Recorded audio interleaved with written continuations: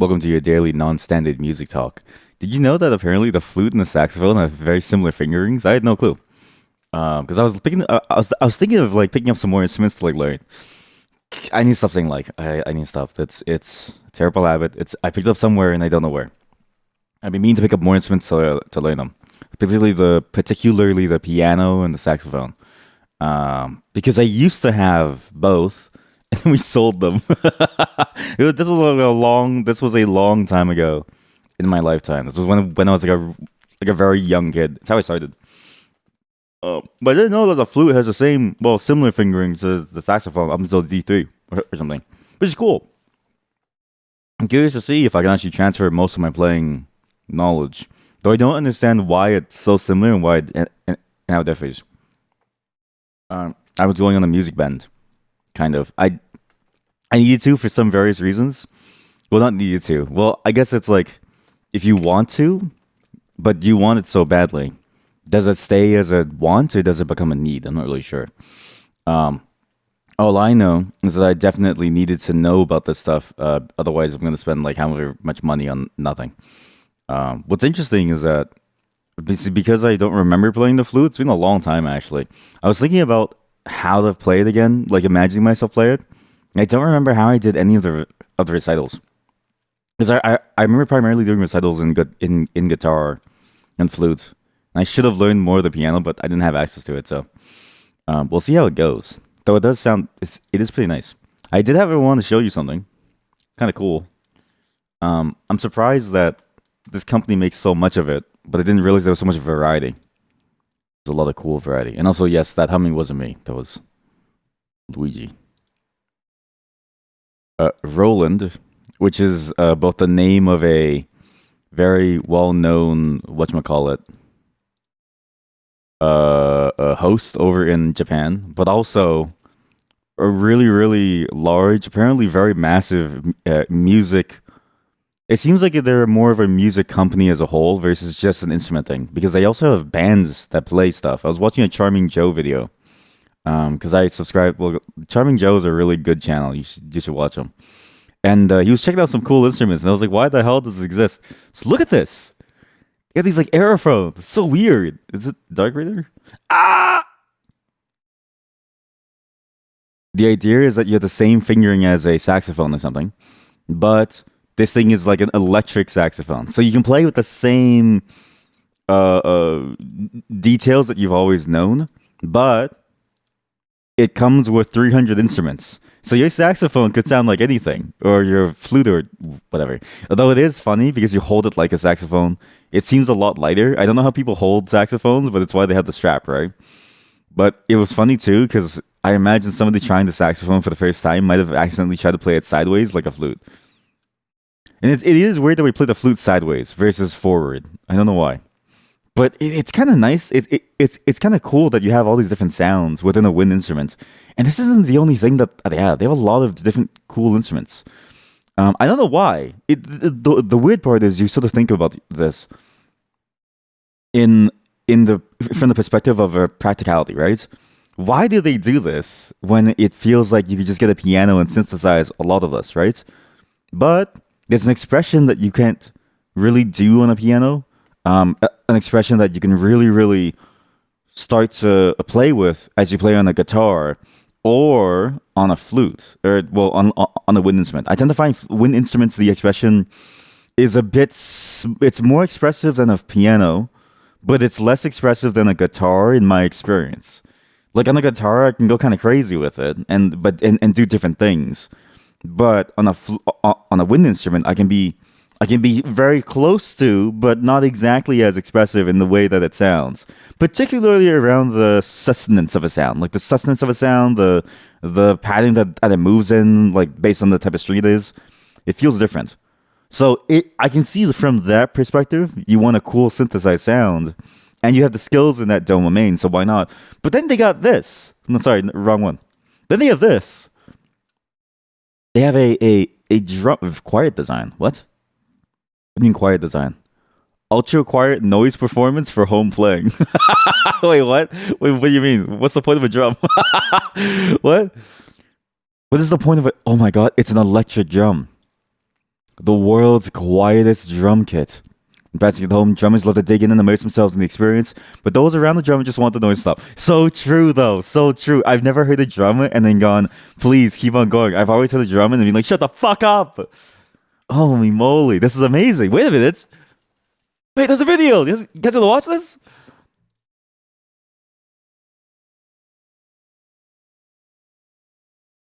Ah! That was very loud. Okay, now they should do like a zoom out and they should show, you know what? Roland, let me be your marketing person, okay? My idea for this video is you have this scene, right? It looks a bit like somebody's peering around the corner. So you hear it from their perspective. And then you zoom out to show the parents staring, very, very concerned at their daughter. And they just see her shaking her head and like making very quiet, like slapping noises on this quiet drum. And they go, "Is she okay?" And then boom, quiet drum ad, done.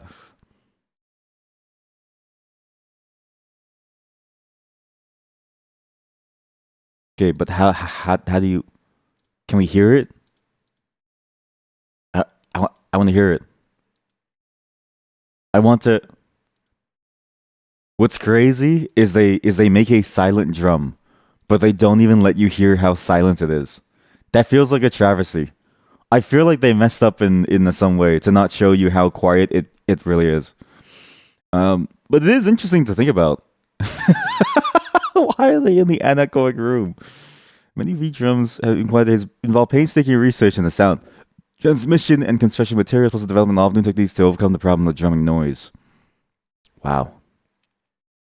Reduces noise by an astonishing 75%. What's interesting is it's interesting that they use percentage, because 75% is like it's like 0.75 decibels. Quite literally it's 0.75 decibels. So what is the overall volume of it? I don't know. Like I can't tell how loud that is. But it sounds cool. I just kind of wish they showed again a funnier video where the parents are looking concerned outside at their daughter, or even like just someone staring at someone drumming, and it's like, why? What are they doing? But they have a really cool product here. There's one particular product that I'm very confused about. Top acoustic? No, not no. We have too many acoustics at home. We have too many acoustics at home. Here we go.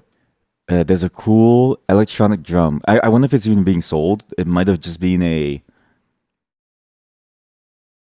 It might have been an in-progress drum. But basically, they even have a synthesized drum. So an electronic drum doesn't make any of the banging noises.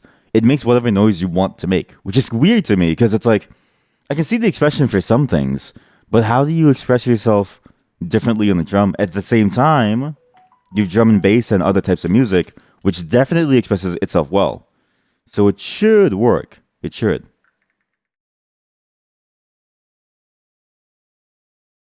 Sorry, my wife.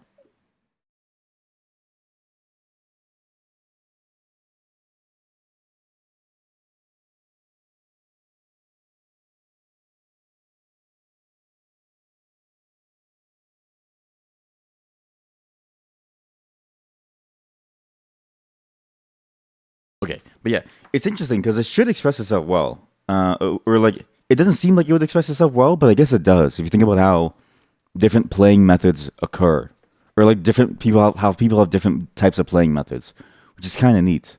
But yeah, they have a lot of these different instruments, and I don't know why there's so many of them. Like they have really cool DJ devices. Their pianos are insane. I think their synthesized pianos are absolutely insane. Although like they have the grand pianos too, right? But they also have these like electronic pianos which make all kinds of weird or like can be used to make very complex noises. It's fascinating. And it even has these like knobs, so you can turn the knobs to modulate the sound. It's actually really cool. It's a lot of really interesting things about these pianos. Anyways, I've been meaning to get a piano at some point, or like a keyboard, just to learn. Just to learn. I think I'm doing okay on getting the grasp of the guitar again. I can't find a flute, but apparently I can make a flute. So maybe one day I'll just make a flute because you just need a piece of wood. It's theoretically right. All you need is to get a piece of bamboo, and you can make a flute on your own. Trick or treat! Happy Halloween, chat. Hello. Oh yeah, it's also Halloween, right? It's Halloween today. I forgot to mention that. Welcome to Halloween stream. I just wanted to show you all this music stuff before we get into the Halloween festivities, because this music stuff is very, very strange. And I always enjoy seeing what weird new instruments come out, because it's sort of like the dream that you get to play with these instruments. But the problem is getting paid for it. The problem is you're getting paid to play with these instruments. Headphones, what? Yo, premium headphones specially designed for Roland and Vimoda. I wonder if these are even good, or if they sound good. I'm assuming these are specifically designed to sound a like a monitor headphone for drumming or for whatever instrument that they are for. We're gonna be doing some fun Halloween stuff today. You can type the exclamation mark WUT, or you can just listen to me. We're gonna be doing some very interesting things. First off, we're gonna go check out the Ghost Town Pumpkin Festival, because there's a Halloween thing. Every Halloween there's something there. Late Homework, which is that weird game about the homework, got a full release recently on Steam. I was gonna play it. I was hoping to play it yesterday, but Silent Hill 2 took a bit longer, so I had to push it to today. Same with Psychopomp Gold, which I was gonna play yesterday as well, but again, Silent Hill 2 took a bit longer. Which is a more fully fleshed out version of Psychopomp, which we played earlier in the year. It's funny that I played that game before Halloween, and now we get to finish it fully on Halloween. Finally, since there's a bit more time and I'm not doing anything today for Halloween, my neighborhood has no candy. It's very, very slow. We're going to be doing some Vampire Survivors, the Castlevania DLC. Now, Halloween's always a funny time, because Halloween, for many, many people, is a time of celebration. But growing up as a kid in a family that has a small business selling food, it's the best time to sell food, so you never get time off. So trick or treat is kind of like a rare occurrence for me. The few times that I was able to go, I enjoyed the process a lot. Now, you can't really go as an adult. Like, if I go trick or treating, it is kind of sad that trick or treating is relegated only to children, whereas like adults kind of want to go too. But when you're an adult, now all of a sudden you can't get free things. I'm like, my brother in Christ, I pay taxes now. I feel like I should get more free things. You know what I mean? The kids don't pay anything. Or use it as a cosplay day, and now you get candy. Only if you're a child. Although I have thought about maybe we should do like I was thinking about like going to like a Halloween event at some point. But every Halloween event that I think of, all they have is just a bunch of alcohol. And I don't want to get rowdy on Halloween. I want to like enjoy the strange occultism. But then this is the problem with Halloween, right? There are two groups in the there are two groups in the Halloween fandom. There's the one side that uses it as an excuse to party and hang out, right? You eat pizza, you eat spooky pizza, and you just hang out. There's another side that goes all in on the occultism, but they go a little too far and they take you to a haunted house. They tell you to do like a blood bond, and then they try to summon a demon. I want something in between. I want like an in between where you get to do spooky stuff, like a Ouija board, or like maybe something a demon at home with like, you know, the symbols in sand with no actual blood drawn. And also you get to have cool snacks like s'mores or I don't know what else is like a Halloween snack. What's like or like candy apples, or like poison apples, right? Like lo-fi with demons and chill types of vibes. Yeah, that's exactly it. Lo-fi with demon and chill type of vibes. Maybe I'll host one next year. Maybe I'll like host one next year, because I just want like a fun time to spend Halloween without it getting too intense. Because that's really my pain point of Halloween. Is it's either too intense or too playful. You want something in between that still feels kind of fun to be in, because when everyone's in a costume, I think it's nice if you're in a place that supports that vibe. You'll join me. Yes. Yes. What is that emote? Stare at the wall and vibe. Yes. We can stare at the wall and vibe. Exactly. Yeah, I'm hoping that it'll be cool. I mean, next year what we can do, right? We can do like a demon summoning using like sand and fake blood. And it's just a giant thing in the middle. So instead of like a whiteboard where people can like draw things on, you have that. Pin the tail, or like pin the, I don't know. There has to be more. Like you have to think of spooky, scary theme things, Or maybe I'll make a new game. Like pose the. Wait a minute. Wait. Let me write this down. Let me write this down. This is a good idea. Pose the skeleton. Pose the skeleton. Okay. So you have a skeleton. You must pose it to match a very vague theme. Audience votes on best skeleton posing. Holy shit, chat. I think we're on a roll here. I think that's kind of good. I think that's pretty good, right? And then you have different types of stuff, different types of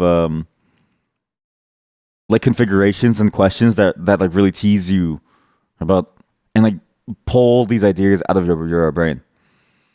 I also tried to Google just now for Halloween food. There's mini pretzel pumpkins, stuffed mushroom eyeballs, spiderweb guacamole. I feel like Halloween devil tea eggs. I feel like a lot of these are just awful.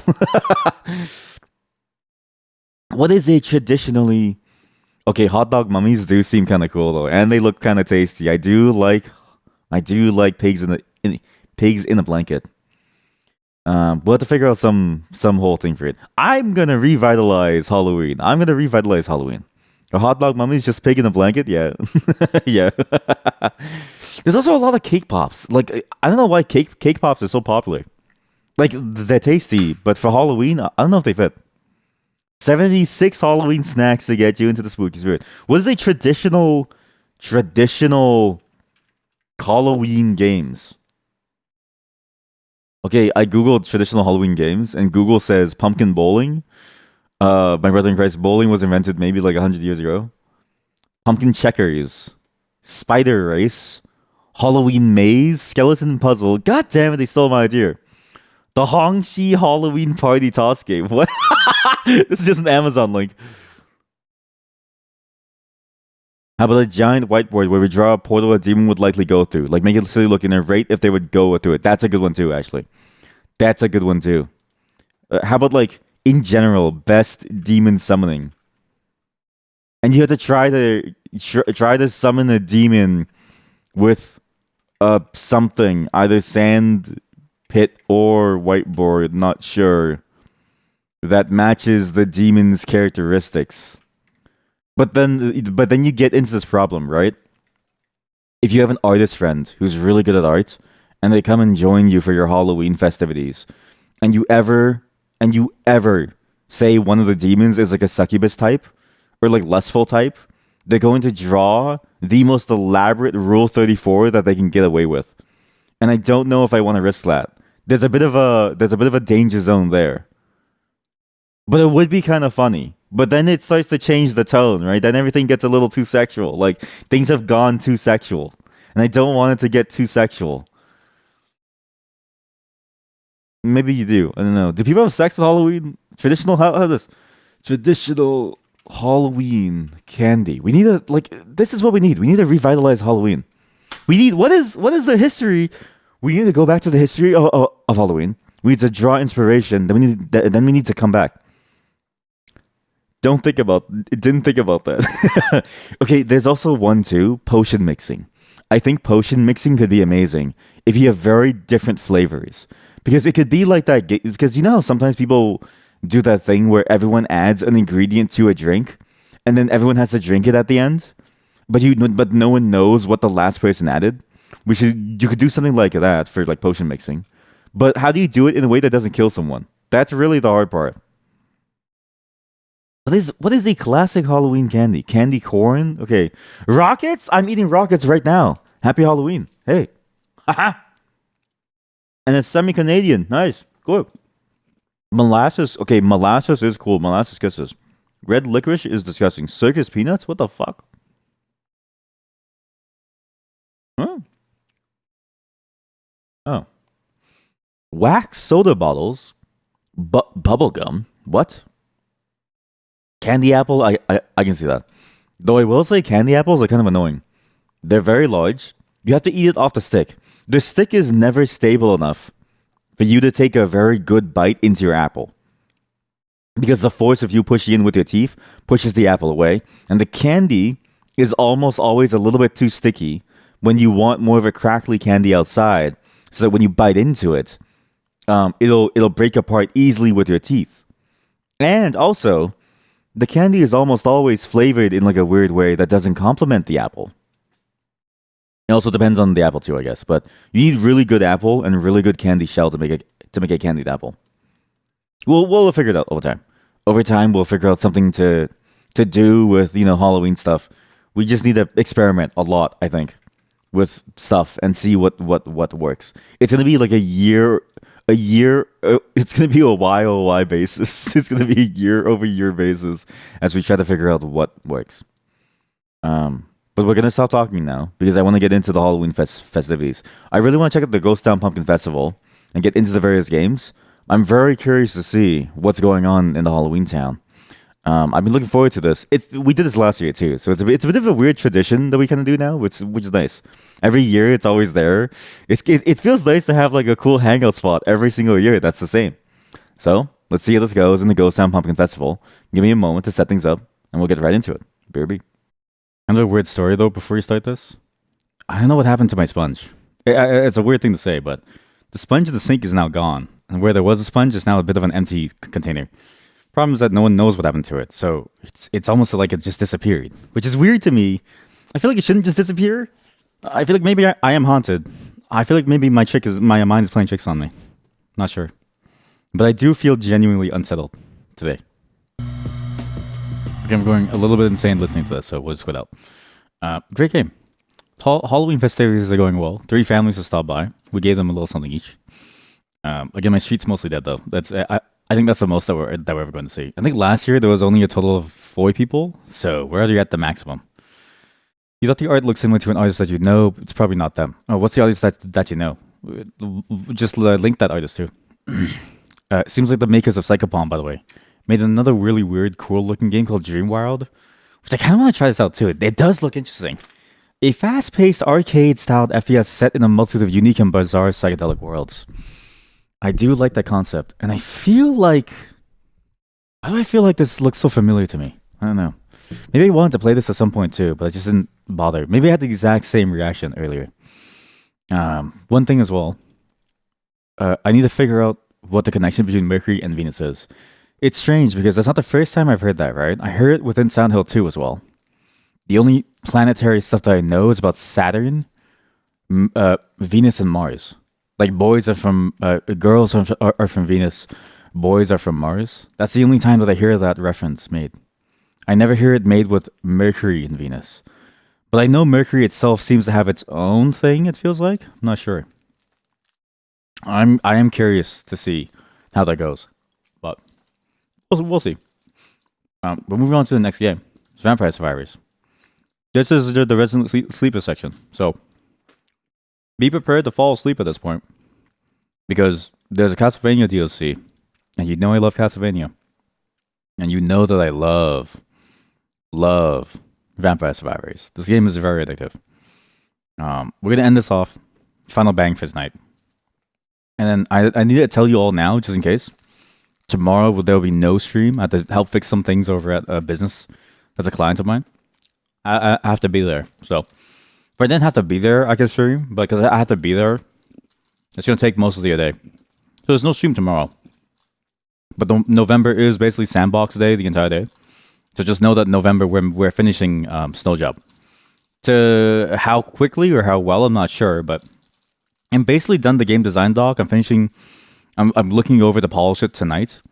And probably tomorrow too if I have time. But yeah, we'll see how it goes. Let's move on.